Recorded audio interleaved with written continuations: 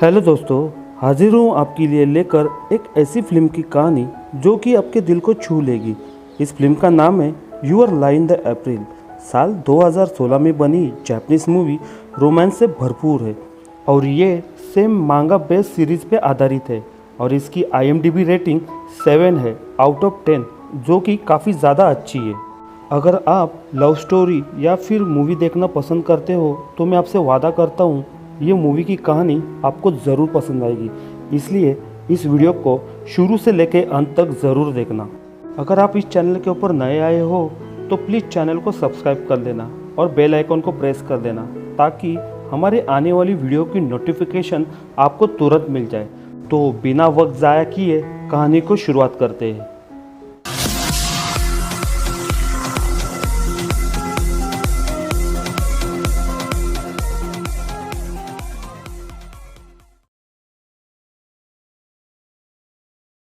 कहानी की शुरुआत में हमें एक प्यारी सी धुन सुनाई जाती है। फिर हमें दिखाया जाता है कि उस धुन को एक लड़का पियानो पे प्ले कर रहा है। उस लड़के का नाम होता है खोसे और आज हम इसी लड़के की कहानी को एक्सप्लेन करेंगे। खोसे जब छोटा था तो उसकी मदर पियानो एक्सपर्ट थी और उसे एक बीमारी होती है जिस वजह से वो अपनी लाइफ के एंड स्टेज पे होती है, पर मरने से पहले वो अपने लड़के को एक एक्सपर्ट पियानो प्लेयर बनाना चाहती है, बिल्कुल अपने जैसे। और खोसे भी हर कंपटीशन में फर्स्ट आता था। साथ ही खोसे उसके एज वाले लड़कों के लिए एक इंस्पिरेशन बन चुका था। फिर भी उसकी माँ उससे नाखुश थी। खोसे की मदर उसे एक परफेक्ट पियानो प्लेयर बनाना चाहती थी, जिसके लिए वो उसे हर एक प्रॉब्लम से फेस करने के लिए सिखा रही थी। पर एक दिन कुछ ऐसा हो जाता है, उसकी मॉम को बीमारी के चलते हॉस्पिटलाइज होना पड़ता है और कुछ दिन बाद उनकी मौत हो जाती है। उस दिन खोसे बहुत रोता है। फिर उस दिन के बाद वो दोबारा कभी भी पियानो नहीं बजा पाता। उसे पियानो की धुन भी सुनाई देना बंद हो जाती है, जिस कारण उसके आजू बाजू में हमेशा अंधेरा छाने लगता है। फिर दिखाया जाता है अप्रैल का महीना। खोसे अब बड़ा हो चुका है और वो अपने दोस्तों के साथ स्कूल में से घर लौट रहा था। उसके दोस्त के नाम तुकाबी और वाटरी होते हैं। तभी तुकाबी खोसे को बताती है कि मियाजोना नाम की लड़की वाटरी को बहुत ज़्यादा पसंद करती है और वो उसे मिलना चाहती है।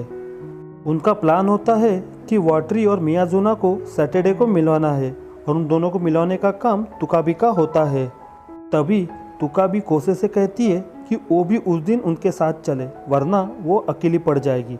पर खोसे साफ इनकार कर देता है, पर तुकाबी के बहुत मनाने से वो आखिर में हाँ बोल देता है। घर पहुंचने के बाद खोसे देखता है मदर की फ्रेंड आंट हिरोको आई है अपनी डॉटर के साथ। दरअसल खोसे के पिता काम के सिलसिले में हमेशा अक्सर बाहर जाते हैं, तो उन्होंने मिस हिरोको से रिक्वेस्ट किया था कि उन्हें जब भी वक्त मिले खोसे का ख्याल रखने घर आ जाया करे। आगे हम देखते हैं सैटरडे का दिन था। खोसे पार्क पहुंच जाता है जहां सभी को मिलना होता है, पर बाकी के लोग वहां लेट पहुंच जाते हैं। तभी उसे वहाँ एक लड़की दिखती है और वो प्यारी सी धुन म्यूजिक में बजा रही होती है। ये देख खोसे को बहुत अच्छा लगता है और वो उसका वीडियो बनाने लगता है। वो लड़की खोसे को वीडियो बनाते हुए देख लेती है और वो गुस्से में खोसे के पास आ जाती है और उसका फ़ोन छीनने लगती है। तभी खोसे के फ्रेंड आ जाते हैं और वो उसके नाम से उसे पुकारते हैं। उसका नाम होता है मियाजोना। फिर मियाजोना और वाटरी ये दोनों जन दोस्ती कर लेते हैं। फिर दिखाया जाता है मियाजोना का वायलिन कंपटीशन होता है और वहाँ पे इन सभी को जाना होता है। हॉल पे पहुँचते ही खोसे को अपने बचपन के दिन याद आ जाते हैं। तभी तुकाबी और वाटरी ये दोनों जन खोसे को आवाज़ लगाते हैं। खोसे अपनी सीट पर बैठने जाता है, तभी लोग उसे सेलिब्रिटी की नज़र से देखने लगते हैं और आपस में कुछ करते हैं। शो शुरू हो जाता है। मियाजोना का नंबर आता है। तभी मियाजोना कंपटीशन के खिलाफ अपना परफॉर्मेंस देती है, यानी कि कॉम्पिटिटर वहाँ जो परफॉर्म करते हैं उसके अपोजिट ये अपना परफॉर्मेंस देती है, जो कि जजेस को बिल्कुल भी पसंद नहीं आता। मियाजोना वायलिन प्ले जजों के लिए नहीं बल्कि अपने लिए करती है। वो अपना बेस्ट देना चाहती है। मियाजोना का वायलिन परफॉर्मेंस जज को तो नहीं पर ऑडियंस को काफ़ी अच्छा लगता है। उसके बाद अगले दिन खोसे स्कूल में से घर जा रहा था। रास्ते में उसे मियाजुना दिख जाती है। मियाजुना वाटरी का वेट कर रही होती है। खोसे उसे बताता है वॉटरी का आज प्रैक्टिस है, तभी वो बिजी रहेगा और वो आ नहीं पाएगा। तभी मियाज़ोना खोसे से कहती है आज वॉटरी की जगह आज तुम मेरे साथ घूमने चलो। इतना कहते ही वो दोनों जन होटल में जाते हैं, वहाँ वो लंच करते हैं। तभी दो बच्चे वहाँ पियानो प्ले कर रहे होते हैं। मियाज़ोना उनके पास जाती है और उन्हें कहती है वो जो सामने जो लड़का दिख रहा है ना, वो लड़का पियानो में बेस्ट प्लेयर है। ये सुनकर खोसे चौंक जाता है। तभी मियाज़ोना के कहने पे खोसे वहाँ पे पियानो प्ले करता है। उसकी धुन वहाँ बैठे रेस्टोरेंट में सभी लोगों को पसंद आती है, पर अचानक से खोसे को उसके ही पियानो की धुन सुनाई देना बंद हो जाती है। उसके हाथ अपने आप रुक जाते हैं। वो डर के मारे वहाँ से चला जाता है और ये देख के मियाज़ोना को काफ़ी अजीब लगता है। वो भी उसके पीछे पीछे चली जाती है और वो उसे पूछती है तुम अचानक से वहाँ से क्यों आए। दरअसल मियाज़ोना काफ़ी फ्रेंडली लड़की है और वो हर एक सिचुएशन को बड़ी इजीली मज़े में लेकर उसे सॉल्व करने की कोशिश करती है। मियाज़ोना खोसे का मूड उदास देखकर उसे चेयरअप करने के लिए सनसेट दिखाने ले जाती है। वहाँ उसे वो कहती है पता है तुम हमारे जनरेशन के सबसे बेस्ट पियानो प्लेयर हो। ऐसा कोई म्यूजिशियन नहीं जो तुम्हें नहीं जानता हो। तुम हर एक न्यू म्यूजिशियन के लिए एक नई इम्प्रेशन हो। आखिर तुमने पियानो बजाना क्यों छोड़ दिया। खोसे उसे बताता है मैं जब भी पियानो बजाने शुरू करता हूँ तो मुझे धुन सुनाई देना बंद हो जाती है, साथ ही मेरे आसपास अंधेरे छाने लगता है। ये सुनकर मियाज़ोना उसे कहती है मुझे कंपटीशन में पार्ट लेना है और मुझे एज एक पियानो प्लेयर चाहिए सपोर्ट के लिए, और वो तुम बनोगे, इसलिए प्लीज़ तुम खुद को ठीक कर लो। तुम बेस्ट पियानो प्लेयर हो, अगर तुम मेरा साथ दोगे तो हम ये कंपटीशन ज़रूर जीतेंगे। पर खोसे इस बात के लिए उसे मना कर देता है। उसके बाद ये बात वो उसकी दोस्त तुकाबी को पता चल जाती है, तो वो भी मियाज़ोना का साथ देने के लिए शुरू कर देती है।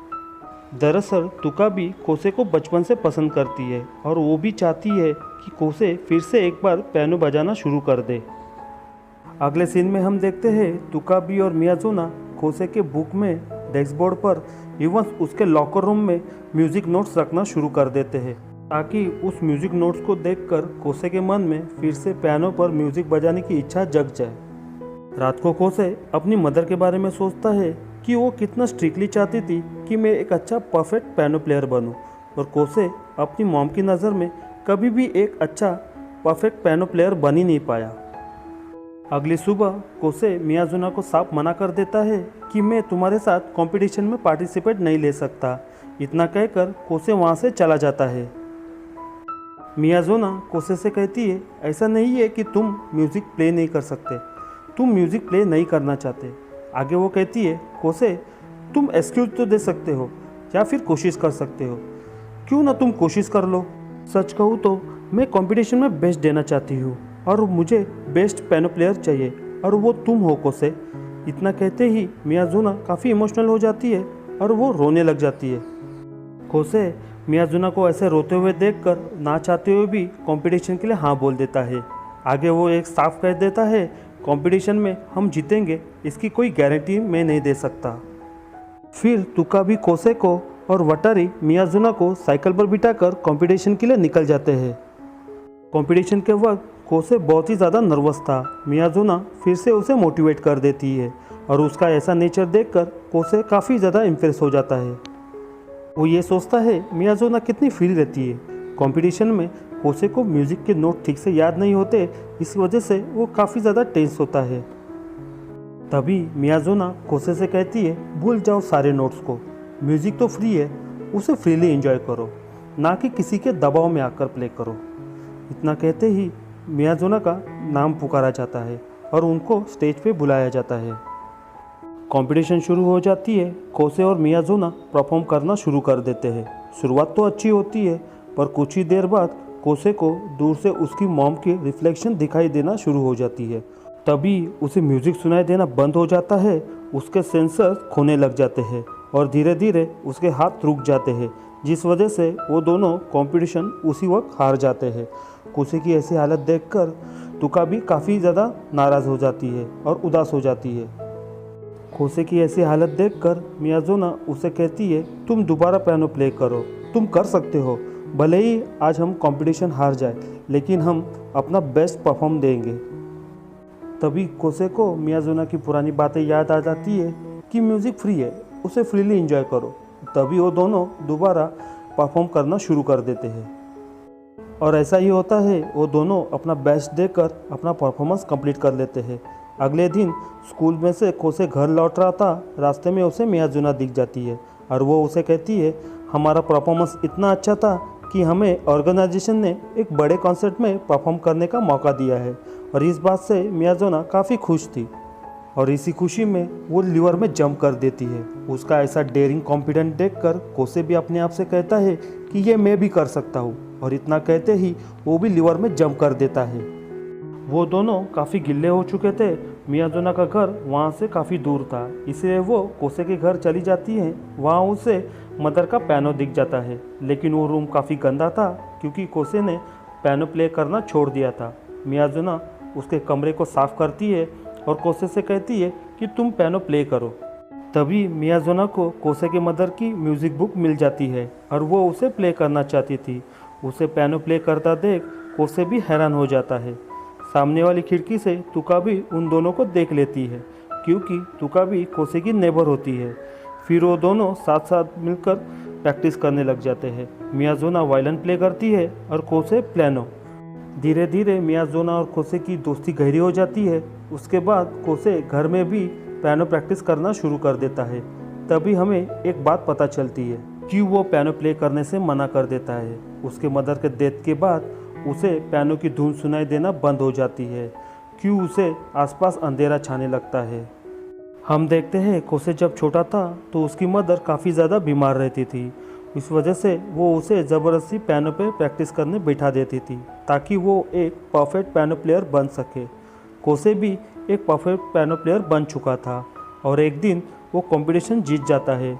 उसकी माँ उसे एक चाटा मारती है और उसे कहती है, तुमने कई सारे नोट गलत प्ले किए। ये सुनकर कोसे काफ़ी ज़्यादा गुस्सा हो जाता है, जिस वजह से वो मन में कहता है, एक तो मैं इतनी सारी मेहनत करूँ, कंपटीशन जीत भी जाऊँ, फिर भी मेरी मॉम मुझसे नाखुश है। और तभी कोसे के मुंह से ये निकल जाता है, पता है तुम अगर मर भी जाओगी तो भी मुझे कुछ फ़र्क नहीं पड़ेगा। और उसी दिन उसकी मदर की डेथ हो जाती है और ये बात कोसे के मन में घर कर जाती है कि मेरे वजह से मेरी मॉम की डेथ हो गई। अब आता है कॉन्सर्ट का दिन। मियाजुना लेट हो जाती है। तभी कोसे जजेस से रिक्वेस्ट करता है कि हमारा नंबर लास्ट में रखा जाए, पर जजेस इस चीज़ के लिए इनकार कर देते हैं। तब उसे अकेले को ही वहाँ परफॉर्म करना पड़ता है। शुरू में वो नर्वस हो जाता है, पर धीरे धीरे अपनी मदर को याद करते करते वो अपना परफॉर्म वापस लेने की कोशिश करता है। तब वहाँ बैठे जजेस को ये लगता है कि ये अकेला क्या कर लेगा। कोसे आहिस्ते आहिस्ते अपना फियरिंग निकालकर लव म्यूज़िक प्ले करना शुरू कर देता है। तब उसे याद आता है कि मॉम को भी लविंग म्यूज़िक बहुत ज़्यादा पसंद थी, क्योंकि उनका मानना ये था कि लविंग म्यूज़िक सभी को पसंद आती है, सभी के मन में खुशियाँ लाती है, दुख किसी को भी नहीं चाहिए होता। इन सारी बातों को याद करते करते वो पियानो प्ले करता है और वो सिर्फ अपनी मॉम के लिए करता है। कोसे सबसे अच्छा पियानो प्ले करता देख आंटी रोको और तुका भी काफ़ी ज़्यादा इमोशनल हो जाते हैं। कोसे अब बिल्कुल पहले जैसा हो गया है, ये सोचकर वो खुश हो जाते हैं।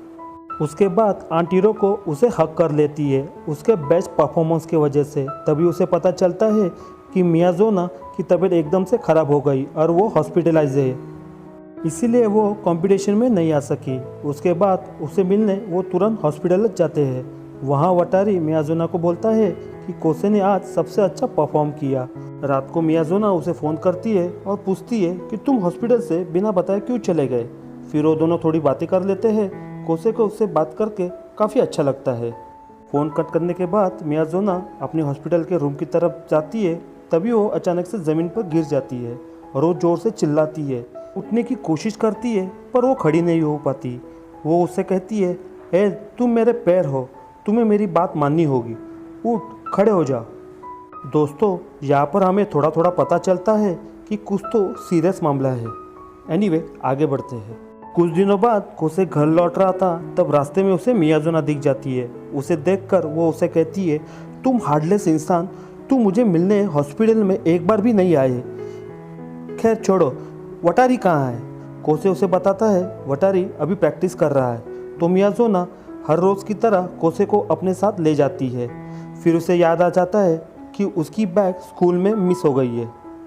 फिर वो दोनों स्कूल में अपनी बैग लेने जाते हैं। वहाँ पे वो बैग नहीं मिलती। तब मियाज़ोना उसे कहती है, सॉरी, मैंने तुमसे झूठ कहा, मुझे अभी तक हॉस्पिटल से लीव नहीं मिली है, बस आज के लिए स्पेशल परमिशन लेकर मैं आई थी। मेरी सिकनेस बढ़ रही है खोसे, इस वजह से मैं काफ़ी फ्रीली जी नहीं सकती। और इतना कहते कहते वो इमोशनल हो जाती है। आगे वो कहती है, मैं स्कूल आना नहीं छोड़ना चाहती। यहाँ पर पहली बार खोसे मियाज़ोना को काफ़ी सैड मूड में देखता है।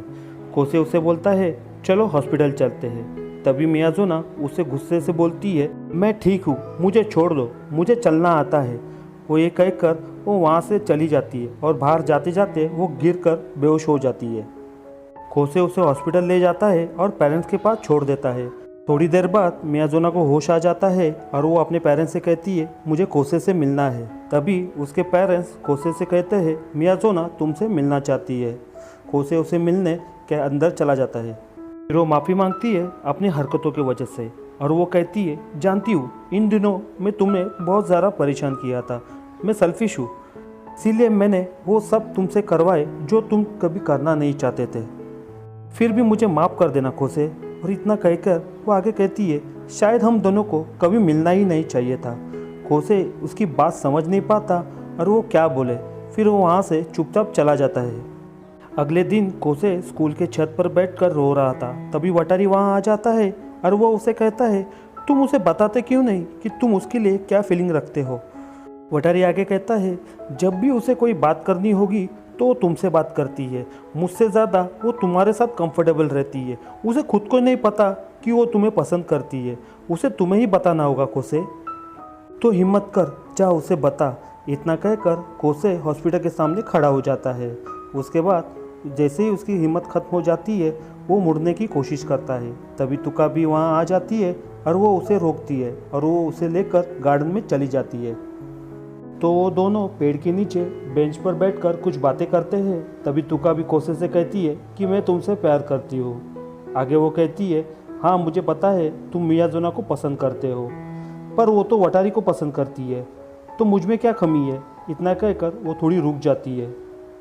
आगे वो कहती है, अगर तुम उसे पसंद करते हो तो जाकर उसे बताते क्यों नहीं। सच में कोसे, तुम एक नंबर के डरपोक हो। इतना कहकर वो वहाँ से रोते रोते चली जाती है। कोसे भी दुखी हो जाता है ये सोचकर कि तुका भी उसे पसंद करती है।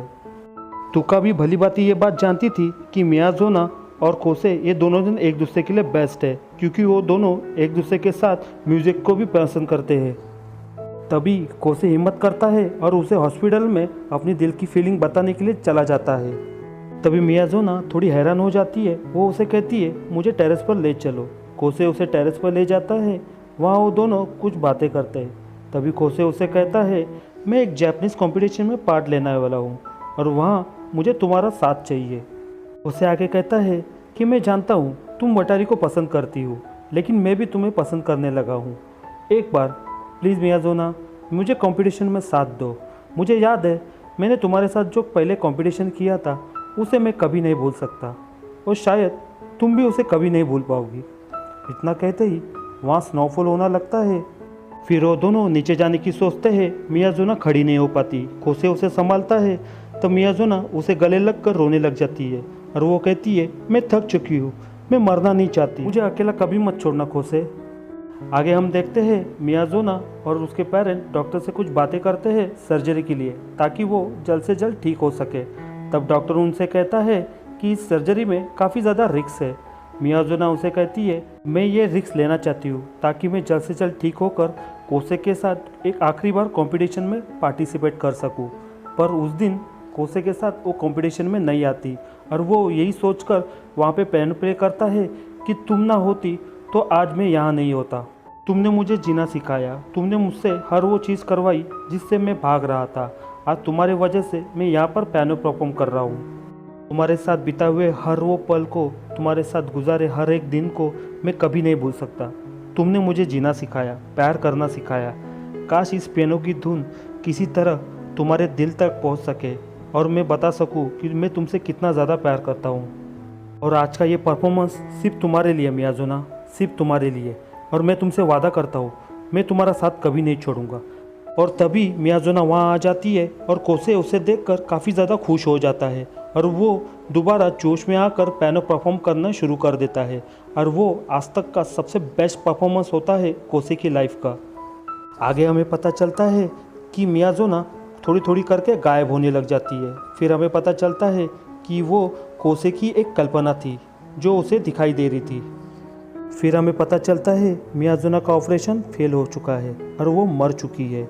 जिसने उसे जीना सिखाया आज उसी ने इस दुनिया को और कोसे को हमेशा हमेशा के लिए छोड़कर चली गई। जिस दिन कोसे का कंपटीशन होता है उसी दिन मियाजुना का ऑपरेशन होता है। फिर हमें दिखाया जाता है 1 साल पूरा गुजर चुका है और अप्रैल का महीना आ जाता है। कोसे एक लेटर पढ़ रहा होता है जो कि मियाजुना ने उसे लिखा था। कोसे लेटर पढ़ता है, डियर कोसे, मुझे कितना अजीब लग रहा है कि मैं ऐसे इंसान को लेटर लिख रही हूँ जिसे मैं कुछ महीने पहले ही उसके साथ थी। पता है जब मैं 5 साल की थी तब मैंने तुम्हें पहली बार पियानो परफॉर्म करते हुए देखा था। उसी वक्त मैंने ठान लिया था कि मैं तुम्हारे साथ एक बार परफॉर्म ज़रूर करूँगी।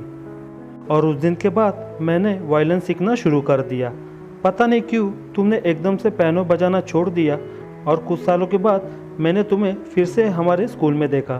तब मुझे पता चला कि हम दोनों एक ही स्कूल में पढ़ रहे हैं। फिर मैं तुमसे हर दिन बात करने की कोशिश करती थी। फिर पता नहीं समझ नहीं आता था कि मैं तुमसे कैसे बात करूं। सुका भी, वाटरी और तुम इतने अच्छे दोस्त थे कि मुझे लगता था कि मैं तुम्हारे ट्रायल में कभी फिट ही नहीं बैठ पाऊंगी। मेरी बचपन में एक सर्जरी हुई थी जिस वजह से मैं काफ़ी ज़्यादा बीमार रहने लग गई थी, जिसके कारण मुझे पता चल चुका था कि मैं ज़्यादा दिन तक ज़िंदा नहीं रहने वाली। मैं अपने पेरेंट्स को रोता देखकर मैंने ठान लिया था कि मैं अपने आप को खुद चेयर अप करूँगी। मैंने वो सब करना शुरू कर दिया जो मुझे अच्छा लगता था, ताकि एक दिन मैं जब हेवन चली जाऊँ तो मेरे मन में कोई रिग्रेट ना रह जाए। मैंने तुमसे सिर्फ एक झूठ कहा था, सिर्फ एक झूठ, और वो था द लाइन अप्रैल, कि मैं वटारी से प्यार करती हूँ। लेकिन ऐसा नहीं है कि मैं सिर्फ तुमसे प्यार करती हूँ, सिर्फ तुमसे। वो झूठ मैंने इसके लिए कहा था ताकि उसकी दोस्ती के कारण मैं तुम्हारे करीब रह सकूं। तो प्लीज़ वटारी को और तुकाबी को मेरे तरफ से सॉरी कह देना। और पता है तुम्हारे साथ घूमना, तुम्हारे साथ मज़े करना मैंने बहुत इन्जॉय किया। पता है जब से मैंने तुम्हें बचपन में देखा था तुम मेरे सोच से बिल्कुल अलग निकले। तुम एक डार्क पर्सनालिटी की तरह मेरे सामने खड़े हो गए, लेकिन पता नहीं क्यों फिर भी तुम मेरे दिल में बस चुके थे।